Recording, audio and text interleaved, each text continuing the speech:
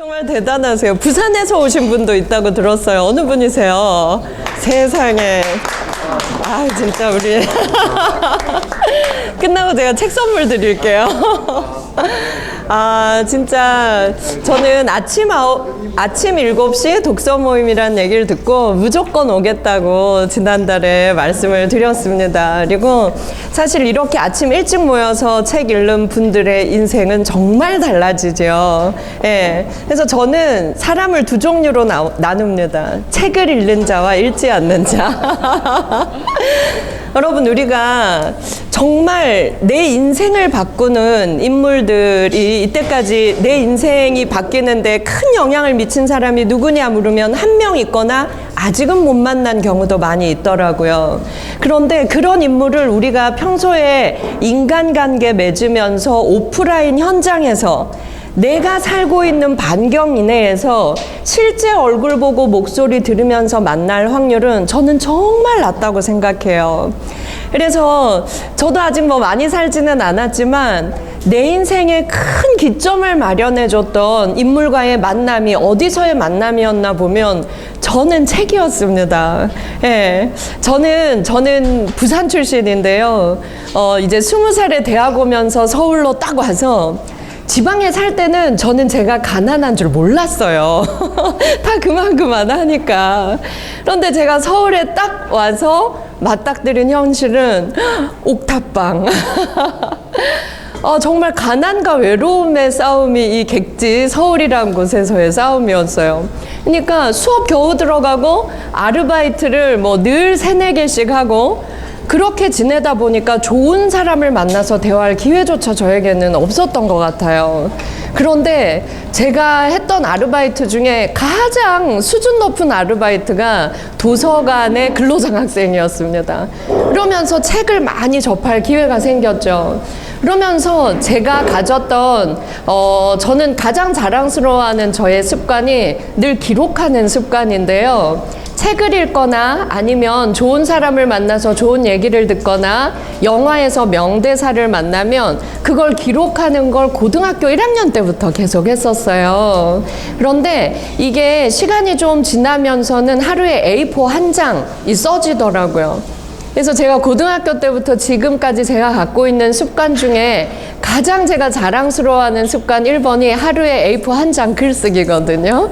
예. 그런데 그 글들이 처음에 저에다 창의적인 글로 탄생했던 게 아니라 제가 읽은 책에서 느낀 감동적인 얘기, 그리고 내가 봤던 영화의 명대사들, 그런 것들로 채워지면서 거기에 제 생각이 덧붙여지고 하면서 어느 날은 A4 2장, 3장 쓰는 게 시간이 갈수록 가능해지더라고요. 제가 퀴즈 낼게요.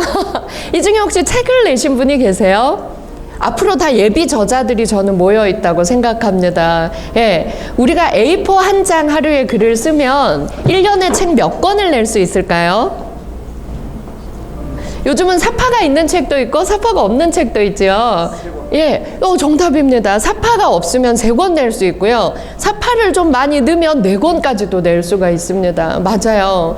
그래서 저는 하루에 A4 반장만 우리가 글을 써도 그날의 내 삶에서 얻은 깨달음이나 느낌 이런 것만 써도 되잖아요. 1년에 책 한 권은 낼 수 있는 컨텐츠를 모두가 갖고 있다는 거죠. 예. 그래서 저의 컨텐츠의 시작은 다 독서였던 것 같아요. 그런데 무려 토요일 아침 7시에 책을 읽고 모여서 토론을 한다. 와, 저는 어떤 분들이 모여 계신가. 제가 오늘 나누어 드리러 온 게 아니라 여러분들에게 제가 배우러 온 시간이라는 생각을 합니다. 그래서 여러분들 독서하면서 독서 일기는 쓰고 계십니까? 쓰고 계세요? 독서를 끝내고 나 혼자만의 생각을 한번 정리해보고 토론이 끝나고 나서는 A4 한두 장은 가셔서 쓸 수 있으신 것 같아요.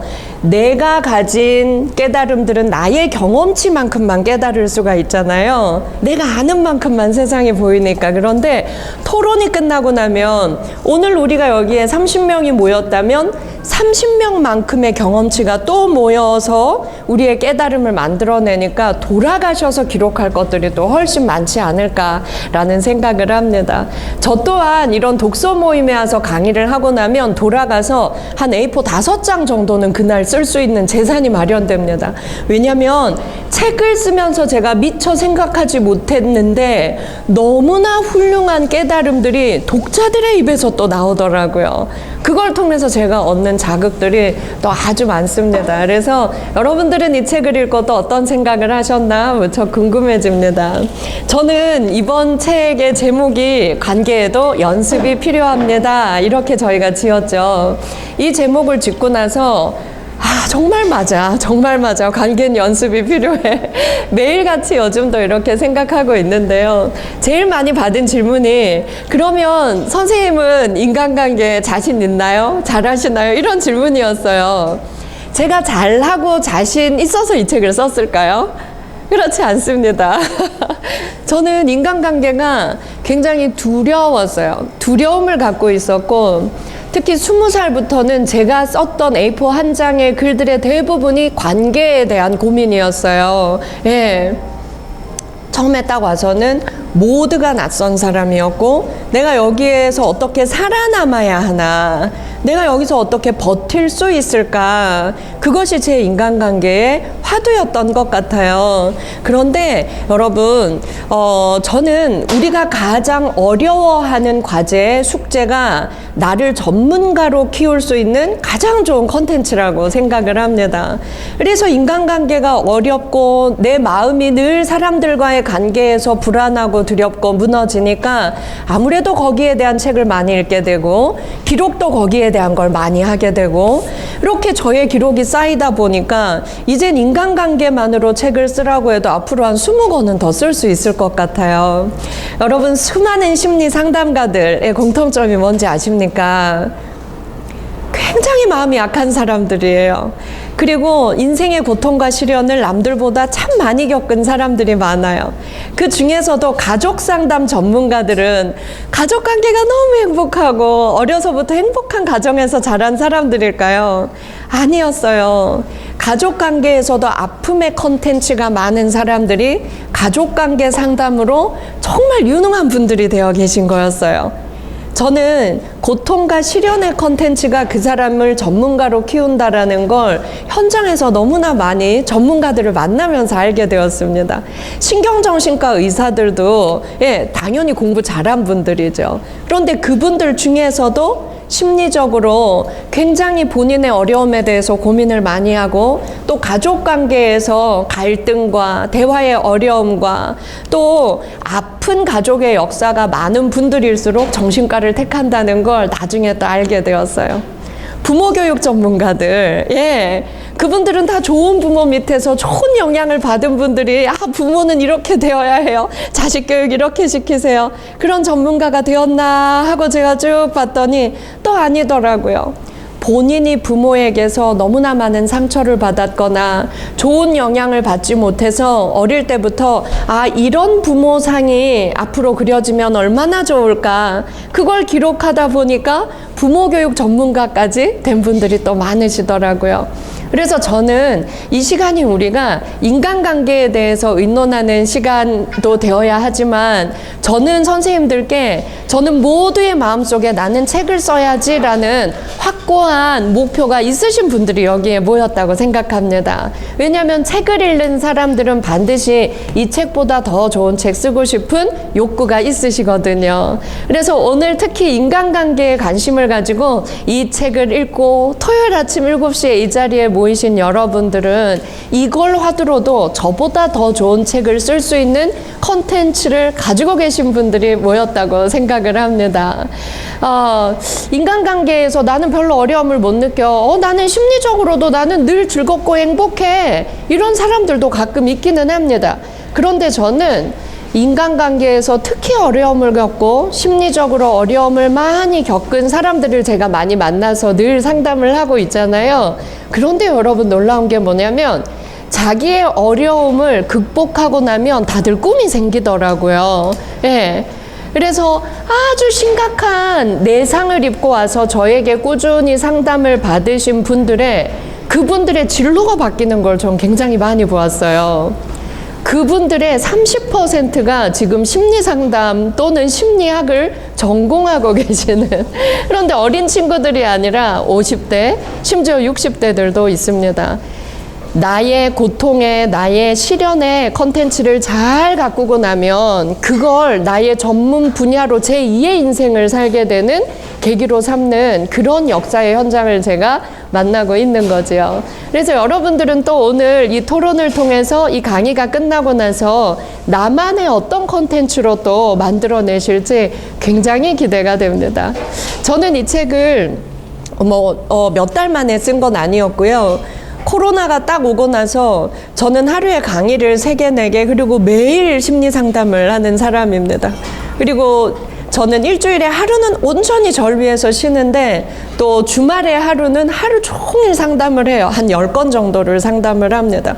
그러다가 코로나가 딱 터지고 나서 모든 강의가 끊긴 거예요. 한 2달 동안은 학교도 안 가고 학교 강의도 이제 집에서 온라인으로 했으니까 밖을 나가지 않을 기회가 생겼어요. 처음에는 좀 공포스러웠습니다. 그런데 저는 항상 위기가 오면 이제 제가 제 방에 써놓은 문구가 있어요. 위기가 오면 그걸 어떤 기회로 만들 것인지 우리가 고민하자. 저는 그런 문구를 항상 써놓는데 어머, 강의가 다 끊겼네. 그럼 내가 들어가는 적금 이거 어떻게 해야 되지? 근데 이게 또 기회인 거예요. 내 인생에 또 이렇게 하나도 강의가 없이 집에 있을 수 있는 기회가 또 언제 또 있을 건가? 책을 쓰자. 그러면 내가 이 기간 동안 무슨 책을 쓸 것인가? 제가 그동안 써놓은 글들을 다 모아서 보니까 인간관계에 대해서 정리한 글이 가장 많더라고요. 여기서 제일 필요한 것만 정리해서 교과서로 쓸 수 있는 책을 만들자. 저는 인간관계가 우리 정규 교과 과목에 들어가야 된다고 주장을 오랫동안 해온 사람이거든요. 예. 근데 우리나라엔 그런 교육이 없었죠. 여러분들은 어릴 때부터 부모님에게 인간관계 잘하는 방법 배우면서 성장하셨습니까? 대화를 할 땐 이렇게 하거라. 그리고 너를 험담하는 사람을 만나면 이렇게 대처하거라. 예. 우린 잘 그런 거 배우지 못했어요. 저는 어려서부터 저희 어머니께서 항상 저를 늘 야단치셨어요. 칭찬은 안 해주시고. 어떻게 야단치셨냐면 친구한테 맞고 와도 네 잘못이 뭔지 생각해봐라를 계속 요구하셨어요. 엄마, 저 너무 억울하게 선생님한테 너무 부당하게 오늘 혼났어요, 엄마. 이러고 엄마한테 도움을 요청해도 네가 뭐 잘못했겠지. 예. 너는 항상 양보해야 되고 네가 먼저 사과해야 되고 네 잘못이 무엇인지 고민해봐. 예. 그런데 제가 독일에서 잠시 공부하는 동안 굉장히 충격을 받게 되었어요. 예, 그들은 우리와 다르더라고요. 그들의 다른 점은 이것이었어요. 인간관계에 있어서도 남이 먼저고 남을 배려하고 남에게 배려하고 남에게 양보하고 이게 먼저가 아니라 나의 안전을 지키는 것. 예. 타인에게 어떤 공격을 받더라도 무너지지 않는 마음 근육을 갖는 것. 이게 우선이더라고요. 그리고 타인이 조금이라도 나의 경계를 넘어왔을 때 웃으면서 지금 금 밟으셨어요. 지금 경계를 넘어오셨어요. 모르셨죠? 네네네. 저는 이 금 밟는 거 상당히 싫어합니다. 이걸 웃으면서 어린아이들부터 상대한테 잘 말하더라고요. 해서 보니까 인간관계 교육이라는 교과 과목은 없지만 학교에서 그런 관계에 있어서 나를 지키는 방법을 너무나 자연스럽게 독일 아이들은 배우고 있었어요. 내가 공부를 못해도 내가 좀 부족해도 당당하게 잘하는 아이한테 가서 내가 너한테 기회를 줄게. 넌 공부를 잘하잖아. 그러니까 네가 잘난 척할 수 있는 기회를 줄게. 날 좀 가르쳐봐. 이게 초등학교 1학년 때부터 교사는 수업 시간에 20% 이상 말하지 마라가 교육청 권고 사항입니다. 20% 이상 말하지 말고 80%는 애들끼리 수업하게 해. 그런데 원래 잘하는 애가 못하는 애들한테 도움을 주는 건 당연한 분위기. 좀 부족한 애들은 너 나보다 똑똑한 애 문제 잘 푸네. 기회 줄게. 날 가르쳐봐. 당당하게 요구할 수 있는 분위기. 이걸 초등학교 1학년부터 고3까지 끌고 가더라고요. 저는 그 교육이 뭐라고 생각했냐면 모두가 대등한 인간관계를 맺을 수 있는 토대를 학교에서 마련해 줬다라고 생각했어요. 우리는 학교 다니는 동안에도 공부에 서열로 성적이 좀 부족하면 기죽어야 됐고 성적이 좀 좋으면 목소리 큰 아이가 되었고, 그리고 저는 초등학교 때를 생각해보면 엄마가 학교에 많이 찾아오는 아이와 찾아오지 않는 아이, 여러분 어떤 느낌인지 아시죠? 그렇죠? 네, 치맛바람. 저는 아무리 노력하고 열심히 하고 저요 손 들어도 발표할 기회를 별로 안 주시더라고요. 근데 열심히 하지 않는데 굉장히 발표를 많이 하고 선생님 심부름을 많이 가는 애들이 있어요. 가만 보면 엄마가 학교에 자주 찾아와. 네. 우리는 많은 차별 속에서 대등한 인간관계를 맺는 경험을 초등학교 때부터 사실 잘 하지 못했어요. 그리고 온전한 나로서 존중받고 대우받는 것도 잘하지 못했고, 그럴 때 저 지금 차별받는 것 같아서 조금 기분이 좋지 않아요. 저도 대등한 대우를 받고 싶어요. 말할 기회도 잘 누려보지 못했어요. 그래서 제가 덴마크와 핀란드의 행복교육에 관심을 가지고 걔들이 뭐 배우나 하고 봤어요. 덴마크는 초등학교 1학년부터 고3까지 일주일에 1시간 정규 교과 과목으로 행복을 배웁니다. 예. 그리고 12년 동안 일주일에 1시간씩 행복을 교육받고 성인이 되는 거예요. 걔들이 행복도 세계 1인 건 당연한 겁니다. 여러분, 우리는요, 이 심리적인 것, 인간관계, 대화하는 법, 나의 행복을 키우는 법, 이런 건 저는 교육을 통해서 우리 뇌의 전두엽이 형성되는, 20살이 돼야 어느 정도 남녀가 다 형성되고, 여자는 24살, 남자는 28살이 되어야 우리 뇌의 전두엽이 다 완성됩니다. 이 전두엽이 관계에 있어서 좋은 판단 내리고 계획 세우고 추진해 나가고 이 모든 걸 관장하는 곳이죠. 그럼 최소 만 20세까지는 그런 교육을 통해서 나를 지키고 타인과 대등하게 나의 권리를 요구하고 이런 것들을 교육을 받아야 된다라고 생각했는데, 행복교육에서도 교육받는 게 바로 그거더라고요. 타인을 어떻게 공감할 건가 이전에 내 감정을 돌아보고 나의 좋은 감정과 좋은 생각을 선택하고 타인에게 좀 더 좋게 표현하고, 그 모든 것이 1단계는 다 나의 안전이었어요. 내가 내 마음 지키고, 누군가 무례하게 나를 대하고 나에게 상처 주는 사람은 우리가 살면서 늘 만납니다. 예. 나에게 무례하게 모욕 주는 말하고 나를 무시하는 말, 그리고 농담이야, 농담을 가장해서 상대를 굉장히 속상하게 하는, 비난을 농담으로 가장해서 하는 사람들도 굉장히 많죠. 근데 그들의 입은 우리가 막을 수가 없어요. 예. 우리가 비속어로 그들의 주둥이는 우리가 막을 수 없지만, 그 주둥이에서 나오는 말에 내가 상처받고 피 흘리고 쓰러지는 것을 예방할 수 있는 그 마음의 힘은 내가 기를 수 있는 거잖아요. 그래서 걔들이 하는 행복교육도 초등학교 6년 동안은 거의 그런 것이었습니다. 내 생각과 내 감정을 좀 더 좋은 생각과 감정을 선택하고, 상대에게 나 지금 이래서 좀 섭섭한 것 같아, 그런 말은 좀 조심해주면 좋겠어, 나의 안전을 우선시하면서 상대에게 내 감정과 생각을 잘 표현하는 방법, 그 다음 단계로 가서 상대의 마음을 공감하는 방법. 왜 이런 것들이 행복에 있어서 중요할까요? 내 마음이 행복하고 내가 내 마음을 잘 지키지 못하면 우리는 관계에서도 언제든지 무너지고 상처받고 피 흘리기 때문입니다. 우리가 깨어있는 시간에 평균 17시간은 타인과 인간관계하는 시간이라고 하지요. 그 인간관계하는 시간은 사방 360도에서 화살이 날아오는 시간이라고 보면 됩니다.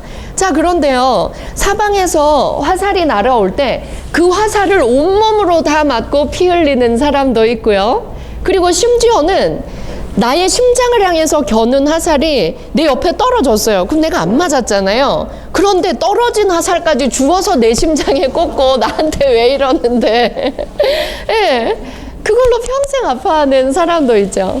그런데 또 아주 튼튼한 갑옷을 하나 해서 입고 사방에서 나한테 화살을 쏘아도 그걸 막아내고 내 마음을 지키는 사람도 있더라는 거죠. 그럼 우리가 할 수 있는 건 마음 근육 단단한 갑옷을 하나씩 쥐어 입고, 어떤 모욕적인 말이 날아와도, 나에게 상처 주려고 의도했던 말이 날아와도, 아니면 의도한 말은 아니지만 나에게는 상처가 되는 말이 있죠. 그런 말이 날아와도 나를 잘 보살필 수 있는 그런 갑옷을 해입는 과정이 저는 우리가 나이를 잘 들어가는 과정이 아닐까라는 생각을 하게 되었습니다.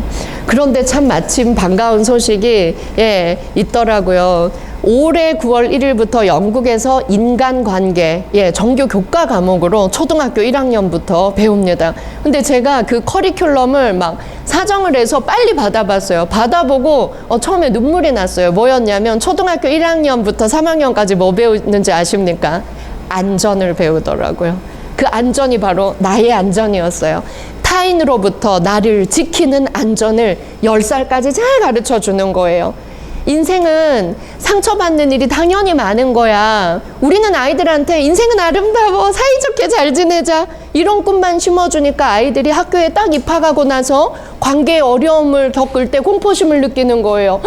친구들이랑은 다 재밌게 행복하게 논다 그랬는데, 선생님은 다 학생 사랑해준다 그랬는데 현실이 그런가요? 아니죠. 아이들이 그때부터 무너지거든요. 그래서 1학년부터 3학년까지 나의 안전, 그리고 4학년 때 경계, 그 단계가 제가 생각해왔던 거랑 너무나 일치해서 참 반갑고 눈물이 났습니다. 그래서 안전은 내 감정을 지키고, 그리고 내가 남들에게 무시당할 때, 그리고 남들이 나에게 부당한 걸 요구할 때 어떻게 의사표현을 하는지를 배우는 게 안전의 수업이었어요.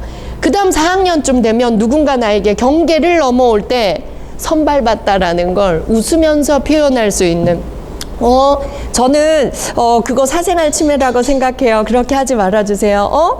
저는 어깨 치는 거 저는 좀 불편해요. 이런 스킨십 조심해 주세요. 상대에게 웃으면서 내 감정을 표현하는 경계를 배우더라고요. 우리는 다소 늦었지만 저는 지금부터라도 우리가 잘 배워야, 그리고 심리학이 참 고마운 게 연구 결과로 입증된 것들을 우리에게 많이 알려지기 때문에 이미 지나간 걸 통해서는 교훈을 얻을 수 있고, 닥치지 않은 일에 대해서는 우리가 예방할 수 있고, 그 일이 닥쳤을 때 의연하게 대처할 수 있는 지혜를 배울 수 있기 때문에 심리학 공부는 죽기 전날까지 할수록 나에게 이득이 된다고 생각합니다. 내가 잘 마음 근육을 튼튼히 길러 놓으면 이 마음 근육이랑 감정이라는 것은 전염성이 아주 강합니다. 그래서 내가 자주 만나는 사람, 1단계 가족들에게 그걸 전염시킬 수 있어요. 그리고 2단계 자주 만나는 지인과 동료들에게도 좋은 영향을 줄 수 있기 때문에 내 마음 근육을 키우는 건 아주 중요한 일이지 않나라는 생각이 듭니다. 여러분들 거절 잘하십니까? 저는 거절 잘합니다. 손 들어볼까요? 그런데 저는요, 진짜 거절을 못하는 사람이었어요. 저는 막 이렇게 딱딱 이렇게 거절하는 사람 보면 어머 너무 냉정하다 저 사람, 이렇게 생각했었어요. 근데 이젠 보면 지혜롭다는 생각이 듭니다. 웃으면서 초반에 거절하는 거. 여러분 심리학에서는요, 친구 몇 명 있으면 된다고 얘기할까요? 네, 5명. 나 포함해서 5명이면 됩니다. 그런데 이 나 포함해서 5명, 그럼 4명의 친구 확보해야 되잖아요. 마음 터놓고 지낼 수 있는 친구. 근데 제가 인간관계 교육을 코로나 이전에는 1년에 제가 한 1000회씩 했더라고요. 가서 늘 물어봐도 마음 터놓고 정말 내 얘기를 다 할 수 있는 친구, 나 포함해서 5명 있는 사람 10% 정도도 안 돼요. 우리 인생이 그 5명 채워나가는 과정입니다. 2명 채우셨네요. 앞으로 이 모임 안에서 2명 나오지 않을까 생각합니다. 그래요, 여러분. 저는 거절을 진짜 못했어요. 그런데 제가 저를 어떻게 생각했냐면, 난 착하니까 라고 생각했어요. 그래서 제 친구들 사이에 누가 돈 필요하다 이러면 유행어가 있었대요. 저만 모르면. 상미한테 가서 빌려. 그냥 상민 착하니까 다 빌려줄 거니까. 제가 40살이 되던 해에 빌려주고 못 받은 돈을 총 계산했을 때 7천만 원이었어요. 너무너무 큰 돈이었어요, 저에겐. 저는 정말 적금을 열심히, 정말 개미처럼 적금 부어서 적금 타고 이걸 20살 때부터 계속 해왔던 사람이거든요. 그런데 저에게 그 어마어마한 돈을 빌려주고 뭐 친척도 있고 친구도 있고 다양했어요. 못 받았더라고요. 그러면 그들과 저는 어떤 관계여야 합니까? 겁나게 친해야 되고 저는 그들에게 은인이어야 해요. 근데 거의 연락이 끊겼더라고요. 제 마음은 지옥이었어요. 이 돈을 벌려면 내가 강의를 몇 시간 해야 되고 책을 몇 권 팔아야 되는데 그러면 제 인생이 없어진 거잖아요. 그 기간 동안에.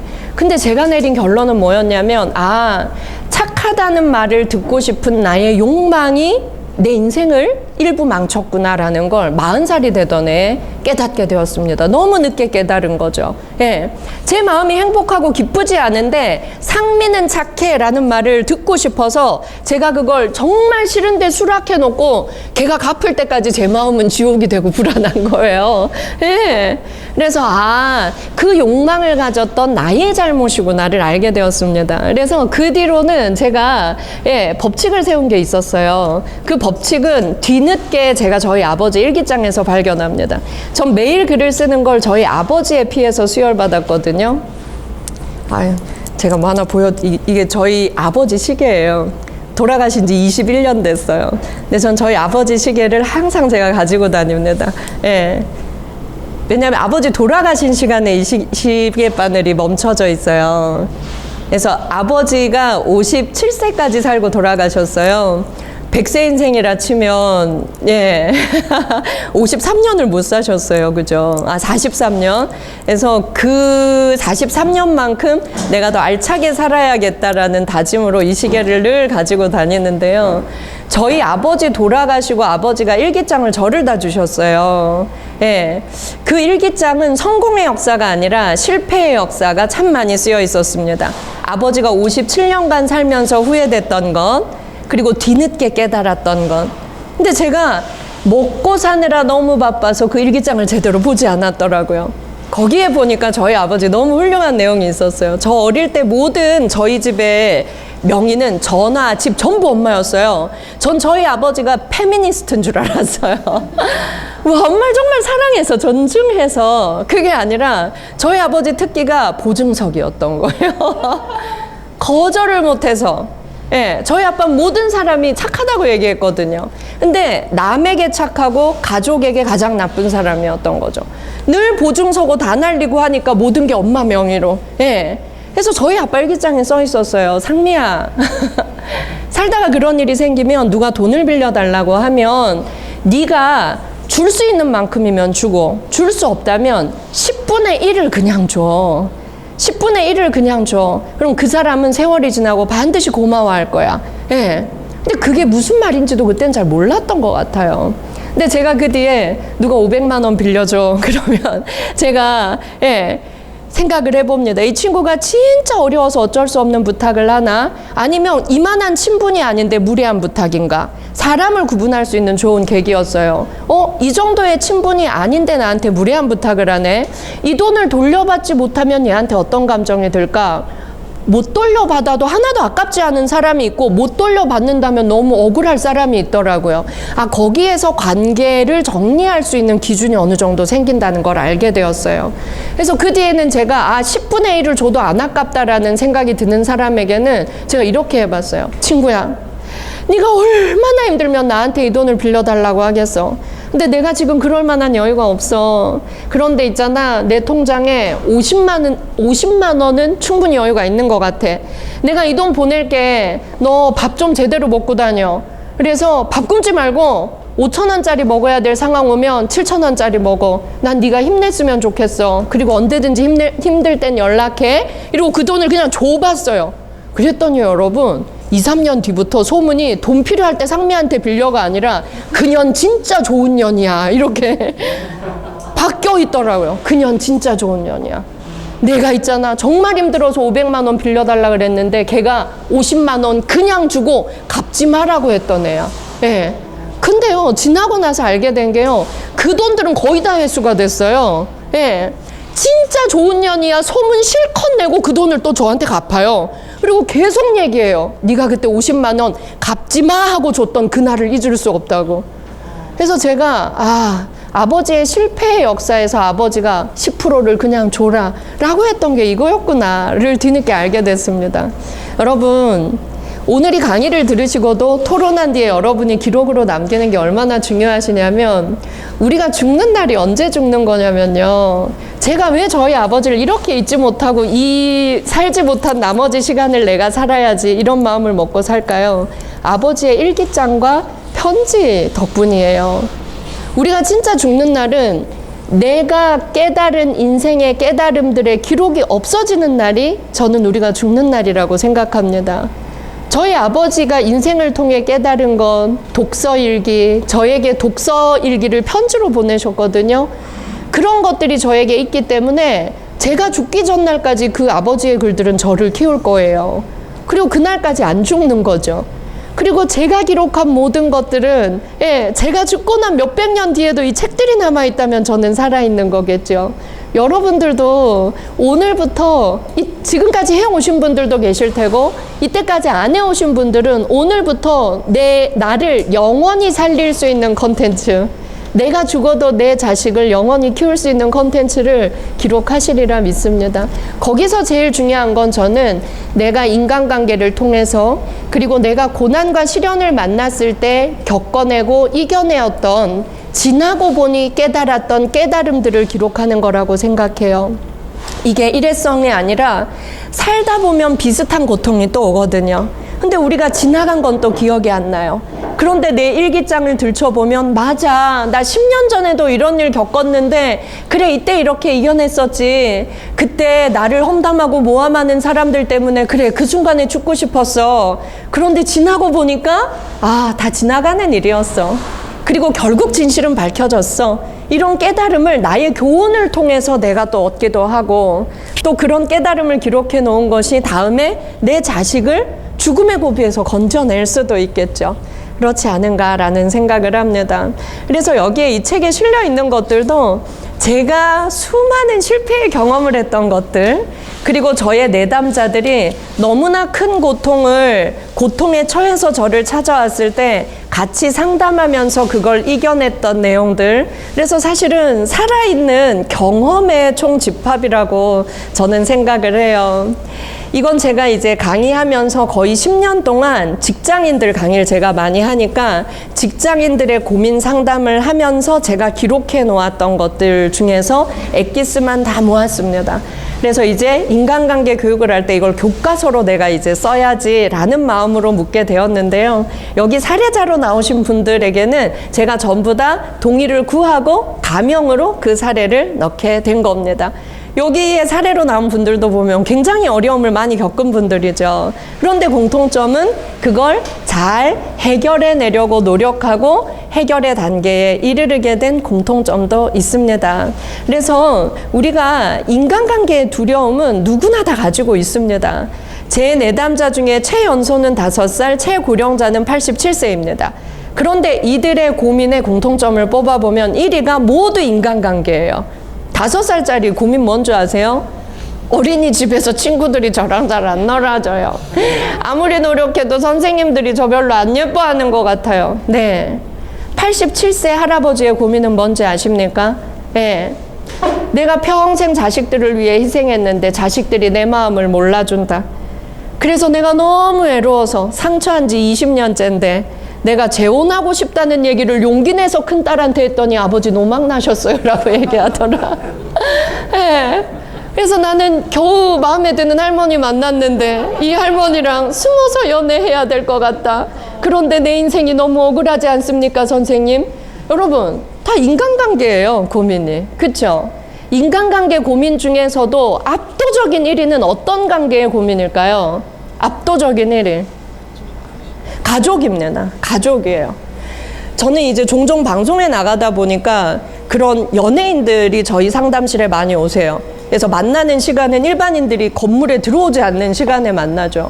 막 인꼬 부부로 소문난 분들, 그리고 겉으로 볼 때 너무나 모든 걸 다 갖고 있어서 행복해 보이는 분들. 그런데요, 우리가 남의 인생은 다 나보다 편해 보입니다.